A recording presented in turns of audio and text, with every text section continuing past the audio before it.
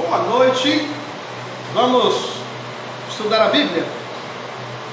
Hoje nós vamos entrar na segunda parte do tema da semana passada, do Cordeiro e seus gemidos no Monte Sião.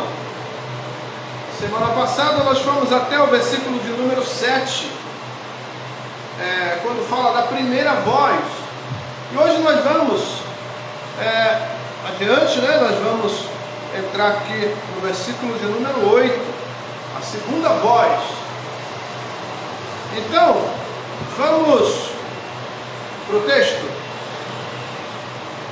Vou voltar lá no versículo 1. Olhei e eis o Cordeiro em pé sobre o Monte Sião, e com ele 144.000, tendo na fronte escrito o seu nome e o nome de seu pai. Ouvi uma voz do céu como voz de muitas águas, como voz de grande trovão. Também a voz que ouvi era como de arpista quando tangem a sua harpa. Entoavam um novo cântico diante do trono, diante dos 4 seres viventes e dos anciãos. E ninguém pôde apreender o cântico, senão os 144.000 que foram comprados da terra. São estes os que não se macularam com mulheres, porque são castos. São eles os seguidores do Cordeiro, por onde quer que vá. São os que foram redimidos dentre os homens, primícias para Deus e para o Cordeiro. E não se achou mentira na sua boca, não tem mácula. Vi outro anjo voando pelo meio do céu, tendo o evangelho eterno para pregar aos que se assentam sobre a terra, e a cada nação e tribo e língua e povo, dizendo em grande voz: temei a Deus e dai-lhe glória, pois é chegada a hora do seu juízo. E adorai aquele que fez o céu e a terra e o mar e as fontes das águas. Verso 8.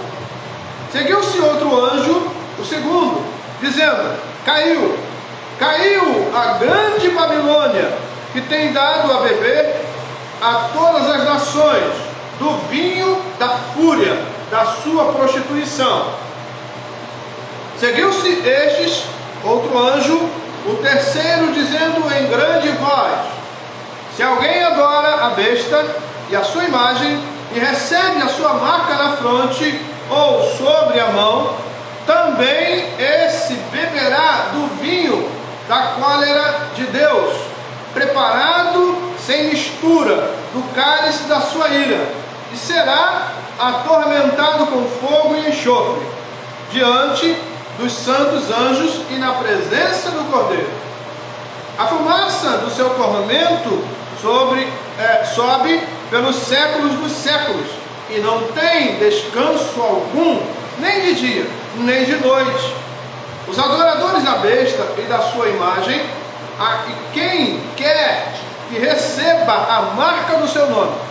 Aqui está a perseverança dos santos, e os que guardam os mandamentos de Deus e a fé em Jesus. Então ouvi uma voz do céu dizendo: escreve, bem-aventurados os mortos, que desde agora morrem no Senhor. Sim, diz o Espírito, para que descansem das suas fadigas, pois as suas obras os acompanham. Verso 14. Olhei e eis uma nuvem branca, e sentado sobre a nuvem um semelhante a filho de homem, tendo na cabeça uma coroa de ouro e na mão uma foice afiada. Outro anjo saiu do santuário gritando em grande voz para aquele que se achava sentado sobre a nuvem: toma a tua foice e ceifa, pois chegou a hora de ceifar, visto que a seara da terra já amadureceu. E aquele que estava sentado sobre a nuvem passou a sua foice sobre a terra, e a terra foi ceifada. Então saiu do santuário que se encontra no céu outro anjo, tendo ele mesmo também uma foice afiada. Saiu ainda do altar outro anjo, aquele que tem autoridade sobre o fogo, e falou em grande voz ao que tinha a foice afiada, dizendo: toma a tua foice afiada e ajunta os cachos da videira da terra, porquanto as suas uvas estão amadurecidas. Então o anjo passou a sua foice na terra e vindimou a videira da terra e lançou-a no grande lagar da cólera de Deus. E o lagar foi pisado fora da cidade, e correu sangue do lagar até aos freios dos cavalos, numa extensão de 1.600 estádios. Amém? Fala, Senhor, conosco, derrama graça e poder em nossas vidas, e sejamos alcançados pela Tua misericórdia, guardados pela Tua mão, protegidos pelo Senhor. Que o Senhor nos ajude, Pai, a viver os nossos dias, que sejam dias agradáveis na Tua presença, que a Tua mão seja sobre nós, e que o Senhor possa dar direção aos nossos pés. Pedimos a Ti que fale aos nossos corações, trazendo Tua palavra sobre nossas vidas, nos abençoando, nos guardando e livrando do mal, em nome de Jesus. Amém. Amém? Que Deus nos abençoe, né? Que Ele possa derramar a Sua graça sobre nossas vidas. Amém. Então vamos estudar esse texto. Vamos adiante, né? É um texto forte, mas um texto maravilhoso. Nós começamos na semana passada e na semana passada nós vimos algumas coisas já, né, e hoje vamos ver outras mais. Na semana passada nós vimos aqui no versículo 1, falando dos 144 mil, que na verdade esses 144 mil não é uma numeragem fechada, mas a totalidade do povo de Deus, tá? Então aqui é uma representação da igreja, uma representação do povo de Deus. Aí nós vimos mais abaixo, no versículo 2, ele fala de voz de muitas águas, né? Que era a voz do Senhor, né? E ele fala também que a voz que ele ouviu era a voz como de arpista, que tange a sua harpa, né? Uma voz tranquila, uma voz doce, uma voz serena, uma voz que trazia paz ao coração. No verso 3 ele fala que esses 144, né, cantavam um novo cântico diante dos 4 seres viventes e dos anciãos, e ninguém pôde aprender o cântico senão os 144 mil que foram comprados da terra. Então nós precisamos ter a visão desses 144 mil. Por quê? Esses 144 mil foram quem? Vamos ver aqui, olha só, versículo de número 4. São estes os que não se macularam com mulheres, porque são castos. São eles os seguidores do Cordeiro, por onde quer que vá. Olha, seguir o Cordeiro por onde quer que vá. Isso aqui é forte demais. Os discípulos de Jesus queriam segui-lo, e ele disse assim: olha, o Filho do Homem não tem lugar para reclinar a cabeça. Então, isso é, nós precisamos de um lugar para descansar, nós precisamos de um lugar para reclinar a nossa cabeça. Mas Jesus pregava a tempo e fora de tempo. Jesus estava sempre preocupado, não com descanso, mas preocupado em levar a palavra, em falar, né, do amor de Deus, em mostrar para a terra que existe um lugar melhor para nós. Aí, a gente desce aqui. Aí ele fala assim: são os que foram redimidos dentre os homens, primícias para Deus e para o Cordeiro, e não se achou mentira na sua boca, nem não tem mácula. Então esses 144 mil aqui eram essas pessoas, não estavam contaminados com o pecado, não estavam envolvidos com o mundo, não estavam adorando a besta, não adoravam o falso profeta, né, eles estavam sempre prontos para adorar a Deus. Mas a gente vai entrar agora no versículo 6, né? Depois a gente vai entrar onde nós vamos começar hoje. Então, versículo 6: vi outro anjo voando pelo meio do céu, tendo o evangelho eterno para pregar aos que se assentam sobre a terra, e cada nação, e tribo, e língua, e povo, dizendo em grande voz: temei a Deus e dai-lhe glória, pois é chegada a hora do seu juízo. Adorai aquele que fez o céu e a terra e o mar e as fontes das águas. Então, o juízo de Deus é chegado. E aqui temos uma advertência de um anjo, né, chamando a atenção da terra para adorar a Deus. Então nós precisamos dar ouvido a essa voz. Nós precisamos obedecer essa ordem e adorarmos a Deus com toda a nossa força, com toda a nossa saúde, porque o dia do juízo está próximo, está chegando, né? Então nós precisamos buscar a esse Deus. Agora nós vamos entrar na segunda voz, no versículo 8. Seguiu-se outro anjo, o segundo, dizendo: caiu a grande Babilônia, que tem dado a beber a todas as nações do vinho da fúria da sua prostituição.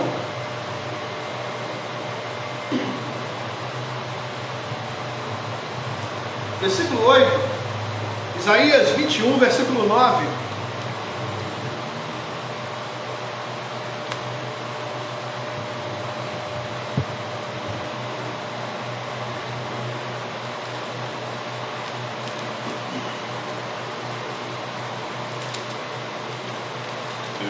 Isaías 21, 9.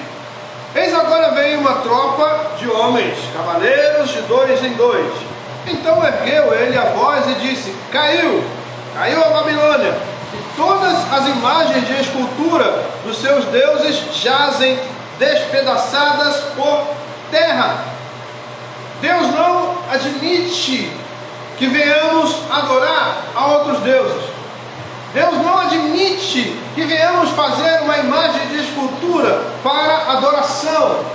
Deus não admite que nós venhamos levantar qualquer outra coisa no lugar dele.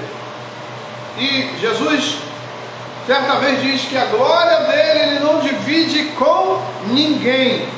Então essa glória não pode ser roubada de nós. E esse texto de Isaías também, a gente pode conferir em Daniel 4, versículo 30. Daniel 4, 30.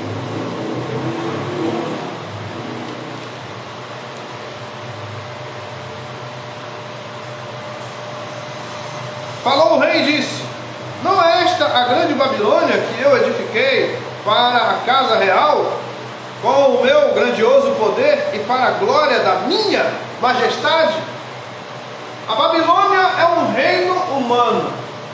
A Babilônia é um reino de homens. Não é um reino que glorifica e exalta o nome do Senhor. E os homens acham que o Senhor não está olhando para isso. O Senhor está de olho na terra. Ele está olhando para cada um de nós, porque o que Ele requer de nós que moramos na terra, é que nós venhamos adorá-lo, somente a Ele. Nós devemos prestar culto somente ao Deus Todo-Poderoso, aquele que criou os céus e a terra e o mar. Aí, Babilônia, cidade que no Antigo Testamento aparece como inimiga de Israel e objeto de condenação de Deus. Nos tempos do Novo Testamento, o nome se aplica também a Roma, capital do Império Romano. A gente pode ver Isaías 13, de 1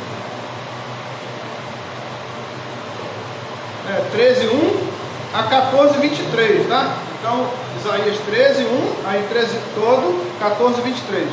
Depois, Isaías 47, de 1 a 15, Jeremias 50 e 51. tá? Capítulo 50 e capítulo 51. Então, nos tempos do Novo Testamento, o nome se aplica também a Roma, capital do Império Romano.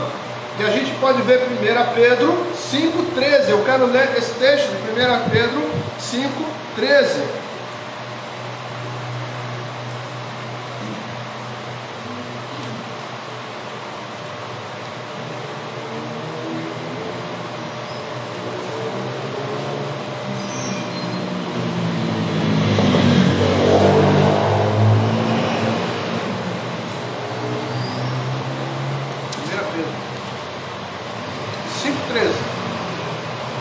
Aquela que se encontra em Babilônia, também eleita, os saúda como igualmente meu filho Marcos.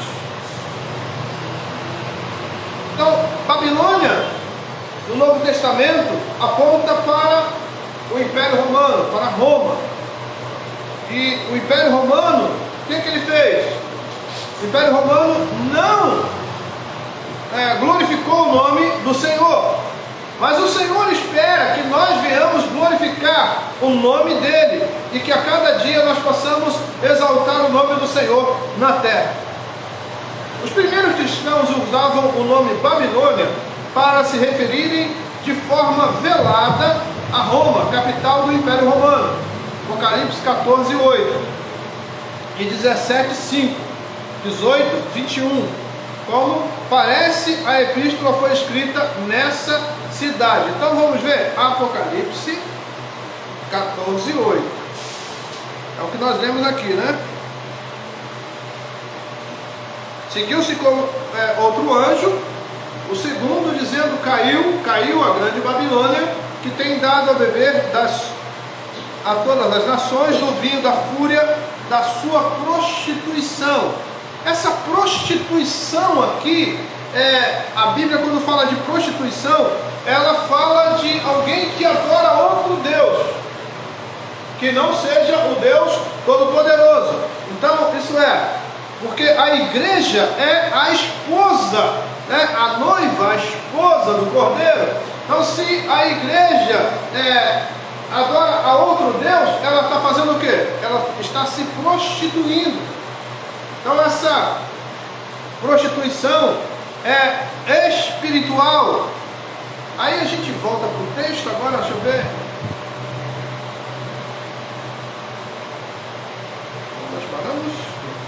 14:8, 17:5. Apocalipse 17:5.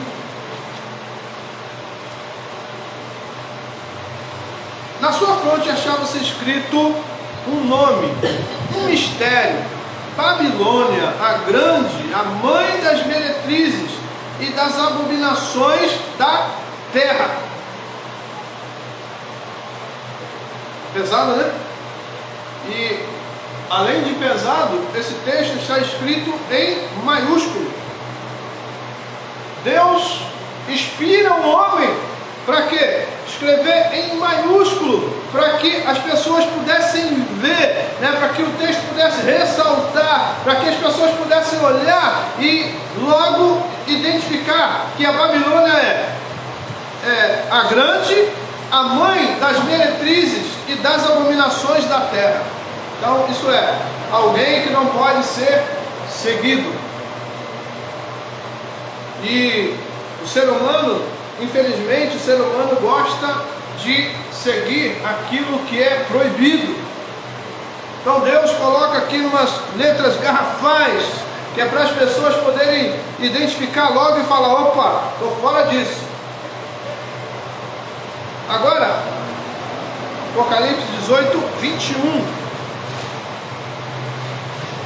Então o anjo forte levantou uma pedra como grande pedra de moinho e arrojou-a para dentro do mar, dizendo: assim com ímpeto será arrojada Babilônia, a grande cidade, e nunca jamais será achada.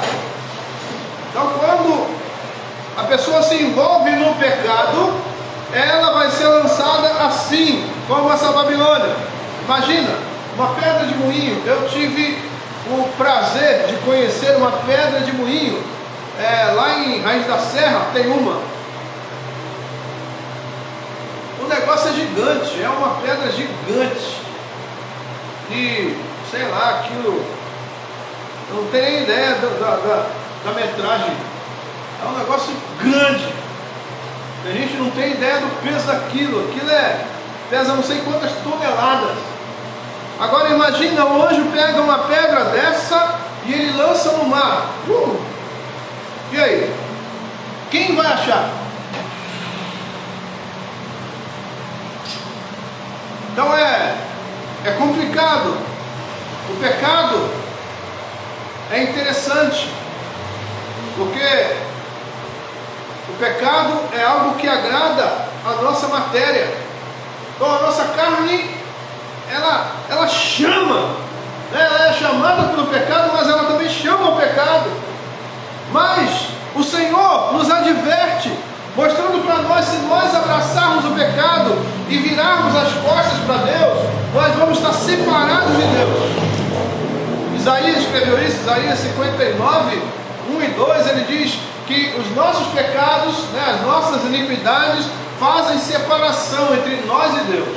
Então veja, alguém que é separado de Deus é alguém que está perdido, está arruinado por toda a eternidade. Então nós precisamos buscar ao Senhor de todo o nosso coração, né, de todo o nosso entendimento, de toda a nossa alma. Nós precisamos buscar a Deus. Então vamos voltar para o nosso capítulo 14.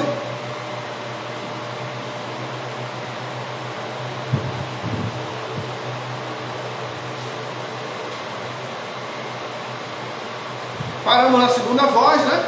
E agora vamos na terceira voz. Versículo 9. Seguiu-se a estes outro anjo, o terceiro, dizendo em grande voz: se alguém adora a besta e a sua imagem, e recebe a sua marca na fronte ou sobre a mão, também esse beberá do vinho da cólera de Deus, preparado sem mistura, do cálice da sua ira, e será atormentado com fogo e enxofre, diante dos santos anjos e na presença do Cordeiro. Isso aqui é interessante. Nós estamos vivendo dias difíceis, estamos vivendo dias de doutrinação. E aí, o que dá a entender aqui nesse texto é que a marca da besta vai ser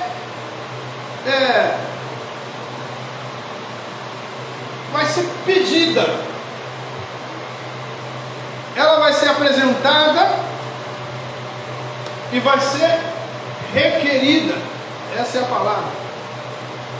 Eles vão apresentar a marca da besta, vão dizer alguma coisa sobre ela, né? Para que as pessoas possam entender e falar assim: eu quero. Vamos voltar no texto? Veja só.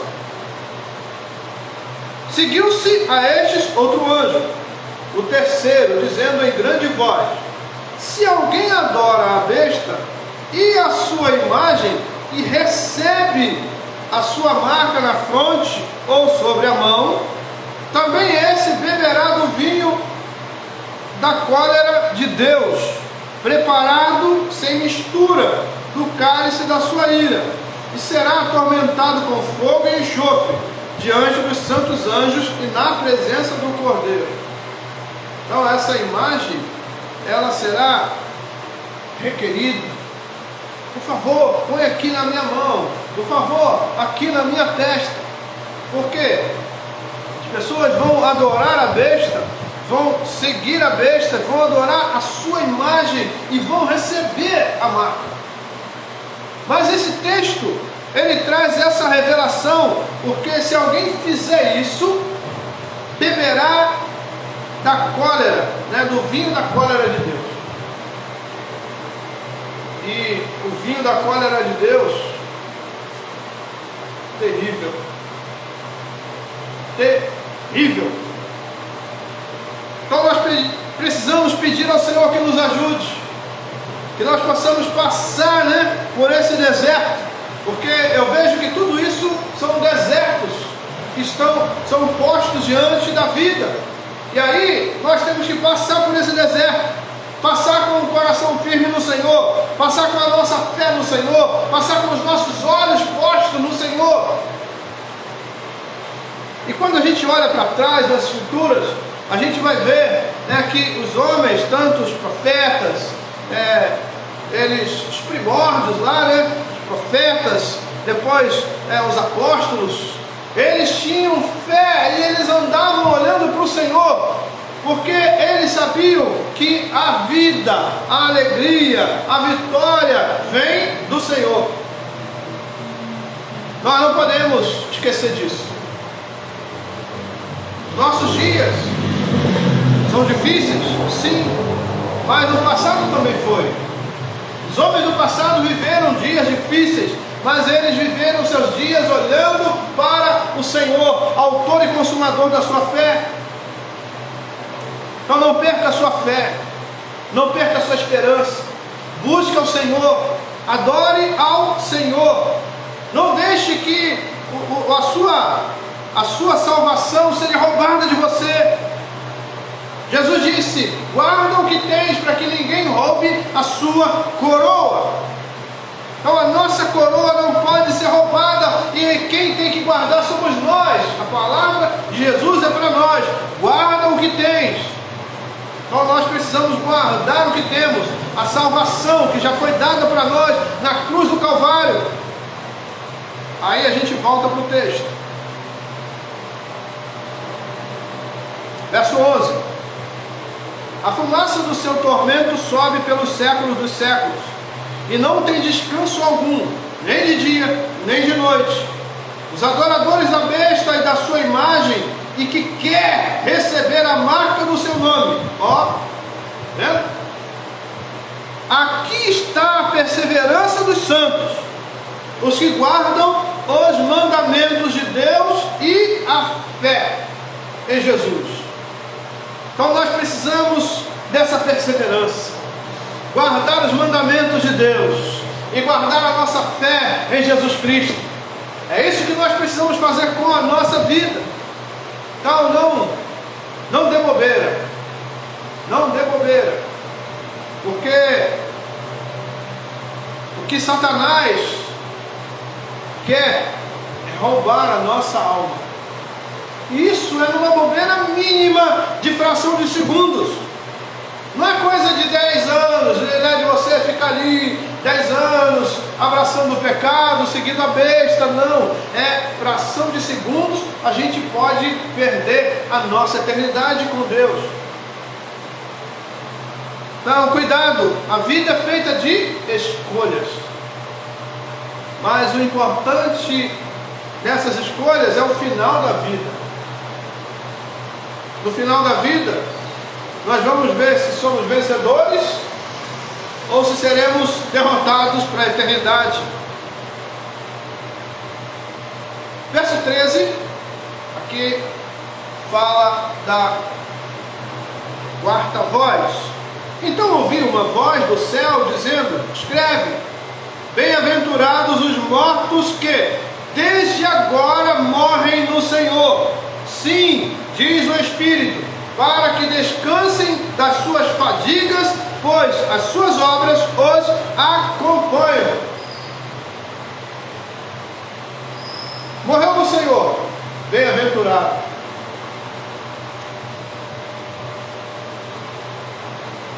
Nós não acostumamos com isso, né? De ver um crente, uma crente morreu no Senhor e a gente ainda chora, e às vezes até tem gente que desespera porque aquela pessoa partiu, mas ela partiu para a glória.